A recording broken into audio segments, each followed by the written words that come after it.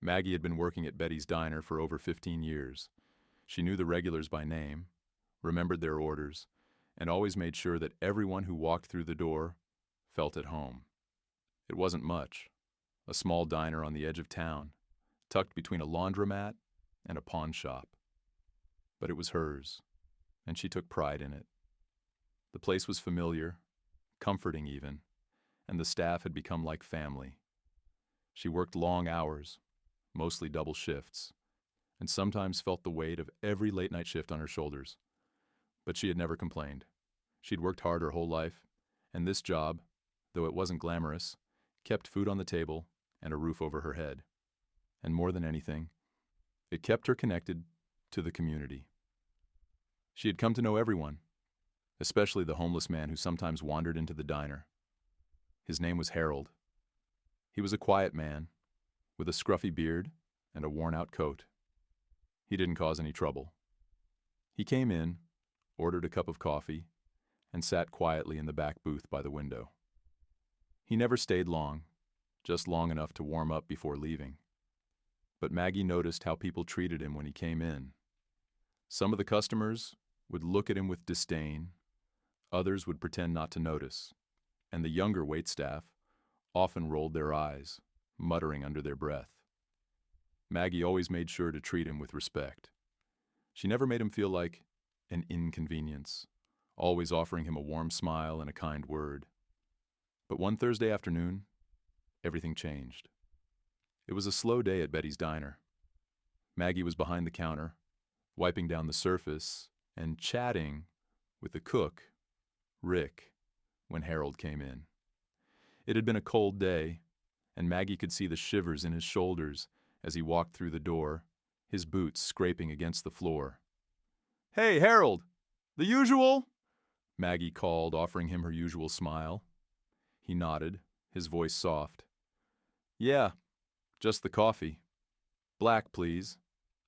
As she poured his coffee, she overheard a group of customers sitting near the window whispering and laughing. She caught snippets of their conversation. "Look at that guy," one of them sneered. "Why does he always come in here? Doesn't he have somewhere else to go?" Maggie's heart tightened. She had heard comments like these before. But this time, something inside her snapped. She was tired of the judgment, tired of seeing people like Harold treated like they were invisible. She walked over to their table, her hands on her hips. "Hey," she said, trying to keep her voice steady. "We don't tolerate that kind of talk in here. He's a paying customer just like you. Show some respect." The group stared at her, surprised by her sudden confrontation. One of the men, a young guy who looked to be in his late 20s, scoffed and stood up. "What, you're defending him?" he said, his voice rising. "He's a nobody. He doesn't belong in here with the rest of us." Maggie's jaw clenched. "He's a human being," she said firmly, "and he deserves to be treated with dignity, just like anyone else." But before the situation could escalate further, the diner's door opened, and a man stepped in. One Maggie had never expected to see in her small-town diner. It was Jonathan Marks, the famous actor. Maggie had seen him on TV countless times, but she never imagined he would walk into Betty's Diner. He glanced around the room before his eyes settled on Maggie and Harold. The actor's eyes narrowed when he saw the confrontation unfolding. He stood silently by the door, watching, his presence commanding the room's attention. Maggie could feel the tension in the air. She was standing up for Harold, and for the first time, it felt like she wasn't alone. Jonathan Marks walked toward the table where the group was sitting, his calm demeanor cutting through the uncomfortable silence. "Excuse me," Jonathan said, his voice smooth but firm. "I couldn't help but overhear your conversation." The young man who had been arguing with Maggie looked up at Jonathan, his eyes wide in disbelief. "What's the problem?" he asked, clearly confused by the unexpected encounter. Jonathan smiled, though it was a sharp, almost challenging smile.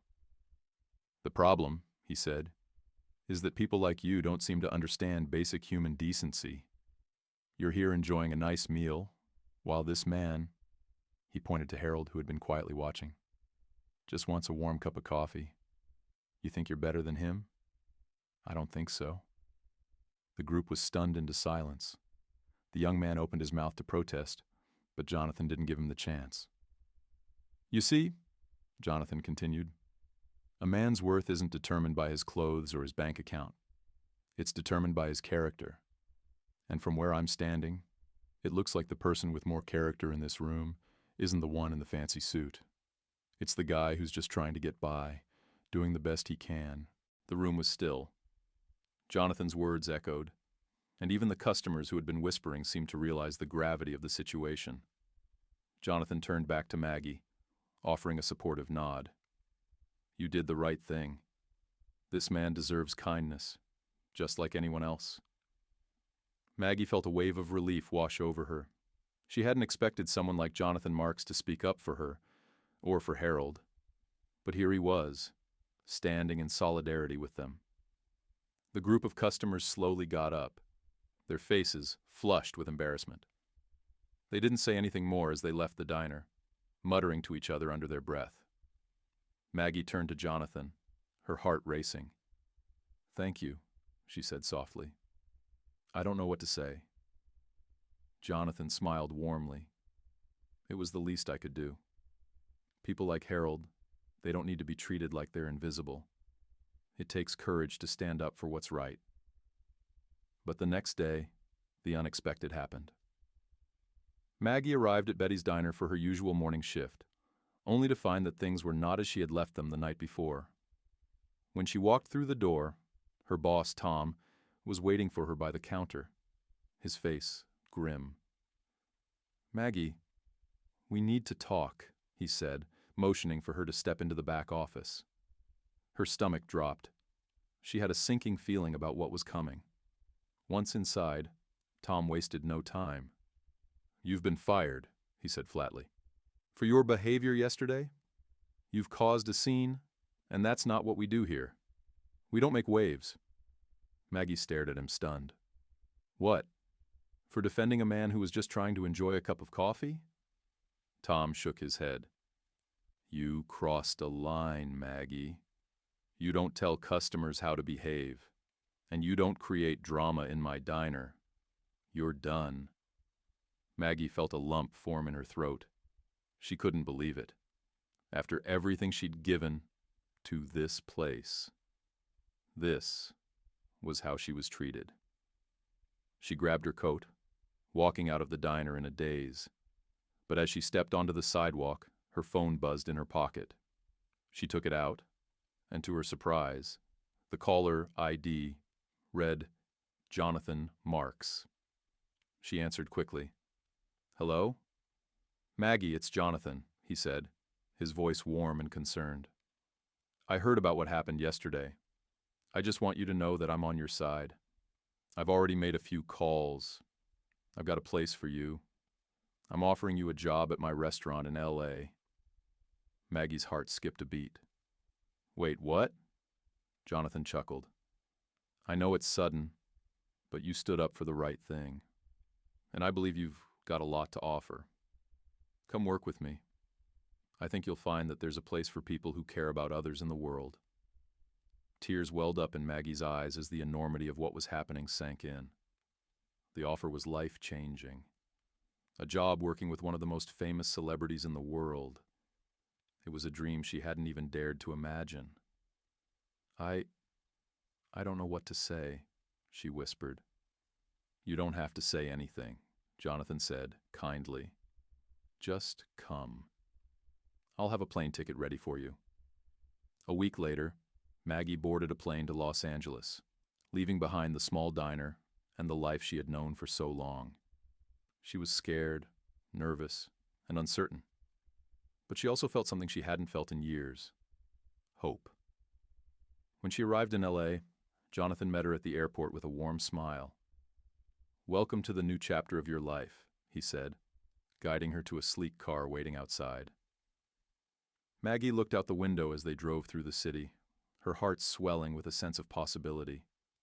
She had stood up for what was right, and now she was being given the chance to live her dream. It wasn't just about the job. It was about the chance to be seen, to be valued for who she was, and to have the opportunity to make a real difference. And as Maggie stepped into the new restaurant, ready to begin her new life, she knew that everything had changed. She wasn't just a waitress anymore. She was someone who had the power to stand up for others. And now, she had a platform to make a difference.